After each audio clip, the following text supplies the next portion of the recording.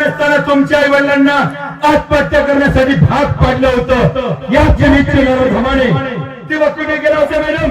तुमचा कायदा आहे तर मग शंकर ज्याचा काहीही गुन्हा नसताना त्याच्यावर अत्याचार करून त्याचं संपूर्ण आयुष्य उद्ध्वस्त करून टाकलं या घमाने तेव्हा कुठे गेला होता मॅडम? तुमचा तो कायदा आहे तर मग मॅडम आठवा तुमचा तो आदर्श भाऊ जो आदर्श भाऊ हक्का समाज आदर्श व्हावा म्हणून आयुष्यभर झटत राहिला. तुम्ही दोघांनी आयुष्यभर आदर्शपूर्वक जीवन जगावं म्हणून आयुष्यभर लढत राहिला. त्या तुमच्या भावाला तुमच्या जीवनाचे तडपव कापून फेकून दिलं तेव्हा कुठे गेला तुमचा तो कायदा आणि म्हणता कायदा आणि कायदा काय म्हणाल? कायदा हातात घेऊ नका. ठीक आहे आज कायदा हातात घेणार नाही. करू या आम्हाला तुमच्या स्वाधीन करू. पण त्यानंतर तुम्ही काय करणार मॅडम? काय करणार? FIR लिहिणार, केस फाईल करणार आणि मग काही जाणार त्या कोर्टात.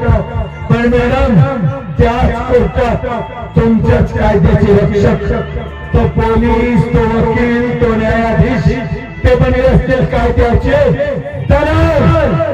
त्या कायद्याच्या प्रत्येक दलालांना हा निर्जीव पैशाच्या जोरावर विकत घेईल आणि ते भरकोटात बाईचोपरी होऊन मिरवणूक काढत पुन्हा याच गावात वापस येईल आणि मजबूर अत्याचाराचा थैमान. पण मॅडम ज्या कायद्याची गोष्ट तुम्ही करताना त्याच कायद्यामध्ये एक गोष्ट नमूद केल्या गेलेली आहे. या समाजाचं संरक्षण करत असताना आत्मसंरक्षणासाठी जर आपल्याला हत्यार उचलावे लागत असतील तर ते असतात कायद्याअंतर्गत. आज मॅडम खऱ्या अर्थाने कायद्यात राहून काम करण्याची ऐकू मॅडम तुम्ही तुमच्या त्या आई वडिलांना ऐकू मॅडम तुमच्या त्या आदर्श भावाला आणि मॅडम तो दिवस ज्या दिवशी तुम्ही ही महाराष्ट्र पोलिसांची खाकी वर्दी स्वतःच्या शरीरावर परिधान केली होती आणि या महाराष्ट्राच्या वतीला शपथ केली होती सदरक्षणाय धनविग्रहणाय सज्जनांचं रक्षण आणि दुर्जनांचा सर्वनाश. आज मॅडम या महाराष्ट्राच्या वतीला दिलेली शपथ पूर्ण करण्याची उचला हत्यार आणि संपवून टाका या धर्तीवरील अत्याचाराचा थैमान, गरिबीचा थैमान, दुःखाचा थैमान.